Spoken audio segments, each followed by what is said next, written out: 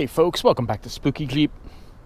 Today we are going to tackle an ongoing problem with my 1996 Jeep Grand Cherokee ZJ with a stalling issue that I think may be related to the EVAP system. At this point, who knows? I've done everything else you could possibly do. Changed the fuel pump, everything with the fuel system, new fuel lines, and yet she's still starving for fuel. Before you start leaving comments that it could be the PCM, it's not that. So the situation is this. This started in May after the rig got hit in front of my house. It got hit right where the EVAP canister is, and then it started a stalling issue. I initially thought it was bad gas. It started happening like bad gas. The truck would run messed up, especially when I fueled up or when the tank got low. Those two different things, when it happened, if I got gas, the thing would start to stall. Then it would be fine for a little while. Then once it got under a quarter tank, it would start to stall again, run rough. The pump wouldn't cut out. I would goose the gas and I could save it. I could bring it back. It wouldn't stall if I did that. Then it would backfire, run rough. I would gun the gas a bunch of times. It would backfire a few times and then start to run fine again. I went and I got a new fuel pump thinking maybe that could be it. It didn't turn out to be bad gas. Checked the gas, allegedly. I mean, it could have been, but at the time the gas looked fine. There was no separation, there was no water, at the bottom. So then I thought it could be a heat issue. These rigs run hot somewhere in the 210 area, and if you know anything about the 4.0 motor, the fuel lines run up along the bottom of the block and through the exhaust manifold, which is stupid because at 40 pounds of pressure, it only takes like 160 degrees to evaporate fuel in the fuel line. So whatever, I was going to vent the hood. I did another video about that where I took out the insulation off the hood, and that didn't help the problem. I noticed another thing happening at the same time. After I drove the Jeep, I couldn't get my fuel cap off. The gas cap would not come off at the gas station when the truck had been running. Now, in the first thing in the morning, while it was cold, I could take the gas cap on and off, no problem. But once it was running, it was on there like a vapor lock thing. So I figured there has to be a vacuum issue. It must have something to do with when the truck was hit. The EVAP canister got hit as well. Here we see I'm running the rig without a gas cap. And running it without the gas cap did work for a little while. I was installing for about 5 days. Then I was on the highway, which I wasn't taking the rig on the highway, but I ended up taking it on the highway because I needed to go somewhere, and that's the way the GPS took me. I didn't have time to reroute, so I took the risk, and it was fine. Until I was coming back on the highway, it was fine on the highway, no breakdown. I came down the off-ramp, sat at the bottom of the off-ramp, and it stalled. Restarted right back up, ran messed up, goosed the gas a bunch of times, backfired, then it ran fine. No problem since. So what's the issue? Is it going to end up being the EVAP canister? Could this EVAP canister be the problem? First of all, let's start with the location of the EVAP canister. Under the front bumper. Dumb. Many of you who are into ZJs know a thing or two, or maybe even owned XJs in the past, and you know that the EVAP canister on the XJ is usually located in the rear wheel well, in the back, in its own little cubby hole, which makes sense. It's safe from the departure angle, and it's close to the fuel tank. It only makes sense that that's where it would be. But the ZJ, they decided to do it different. They put it there by the front wheel well on the driver's side, right under the bumper, which is right in the path of the approach angle. It's absolutely stupid there. Now, initially, you know, this thing had a big plastic bumper on it. It was all hidden underneath. But we all ripped that plastic off. We all put stubby bumpers or other bumpers on. And then you have this ugly canister hanging out the bottom of the car. Now, I know a lot of you are going to write in the comments because you've written in the forums to me that you don't need that canister. Just take it off. Throw it in the trash. You could put a T in there. Now, listen, I know that's all true. But when you live in a state like New Jersey, all that emission stuff is taken very seriously. We're not going to be addressing today complete elimination, although I will show you how to tee the lines. So if you have to run before getting a new canister and you need to run the rig in the pinch, I'll show you how to do that. The real issue now isn't so much changing it out, it's where do you relocate it. There isn't a whole lot of room under the hood to relocate this. So we're gonna go over that as well. Some ideas I have, and we'll see what happens. Well, here are the lines. This is from the gas tank. This is the return, and this is the vent. And this just vents right out here.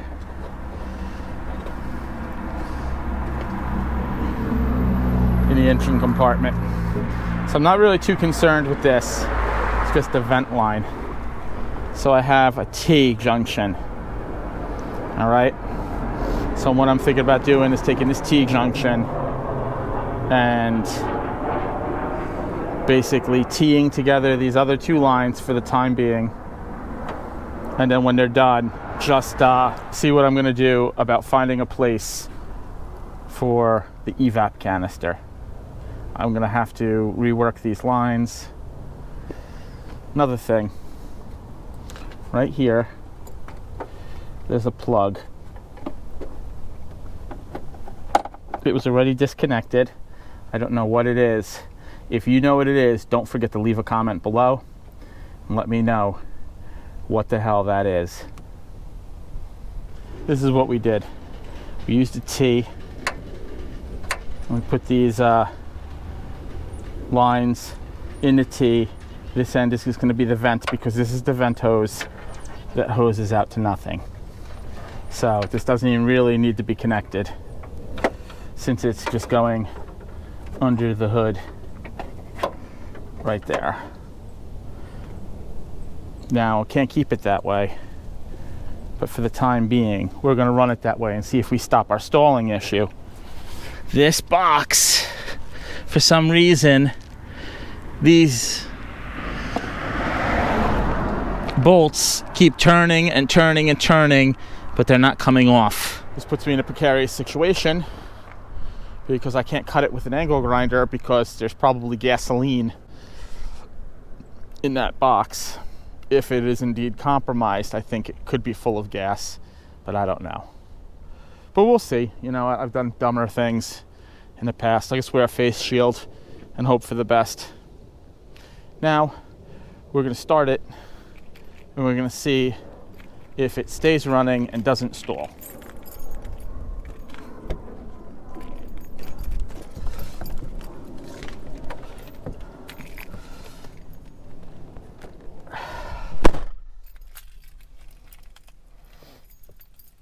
It would be so nice if there wasn't a check engine light.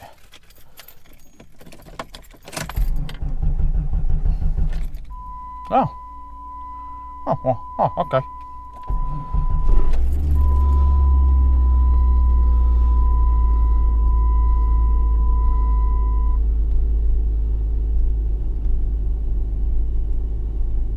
So far, so good.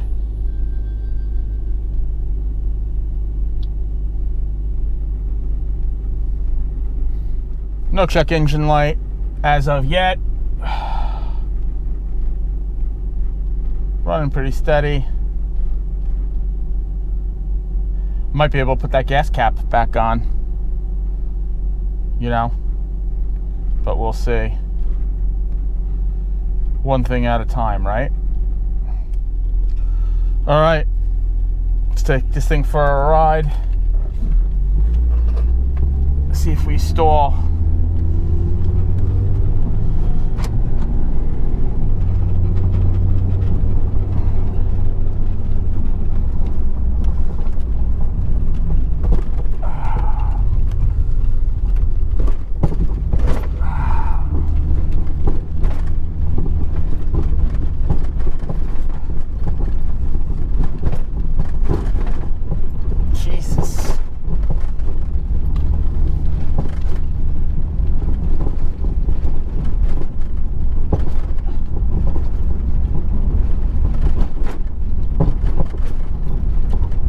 While we're out here, we're going to do a drive-by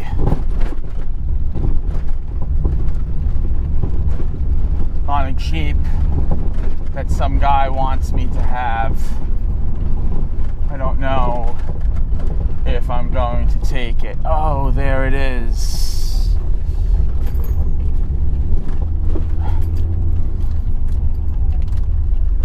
It's a Laredo like mine.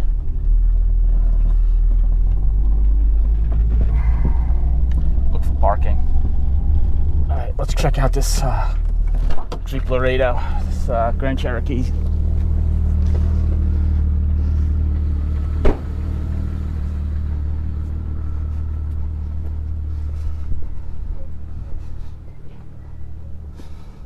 Walking up on it.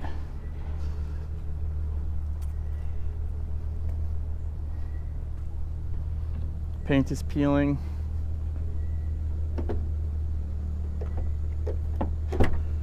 The hood is stuck.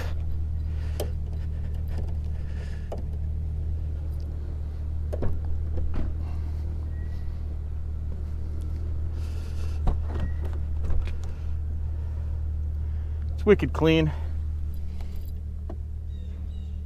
Oh, it's part-time four-wheel drive. I like that. Super clean.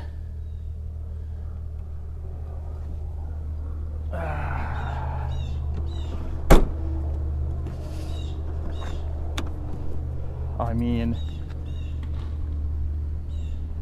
it is super clean. It's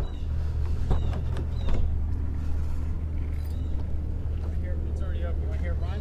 Yeah, please. They put a thing on there. Slant 6. Probably use a tune-up. Been back and forth to probably within the past. Well, he's been out 2 years, so 3 to 4 years ago. Oh, he was in the Army? No, he was a student out there. Oh. So could probably use a tune-up. I mean, I would. And something happened over here. I filled this up. This is empty. Is it leaking? Something is. I filled it up and I hit the brakes and it all gushed out. So Over here it gushed out? it was below. It was below. Ah, yeah. Okay, so that's the. So I don't know where it came from, but it might even just be this one wheel. I don't know. It's the master. Yeah, the master cylinder. It's the brake line underneath. They all go bad. So I mean, and again, I think like my sister. So went over and looked at that other Jeep, and he only wants $500 for it. It's got some issues. It would basically be starting from scratch. It needs new shocks, but of course, you know, if you were going to put a lift on it, that's nothing. It's the part-time four-wheel drive transmission, which is kind of awesome, minus full-time four-wheel. It's definitely burning some antifreeze, but the motor looks super clean. The paint's coming off of it, but that's all of them. For $500, it's a good start. So if any of you are interested, reach out below in the comments, and I could either put you in touch, or maybe I'm going to pick it up for $500 and you could buy it from me. I don't know. We'll see. Anyway, hope you enjoyed this video, and if you did, don't forget to smash that like button, and don't forget to subscribe and hit the bell so when I drop another video you get a notification. Once again, this is Good Guy Glenn with the Spooky Jeep. Thanks for watching.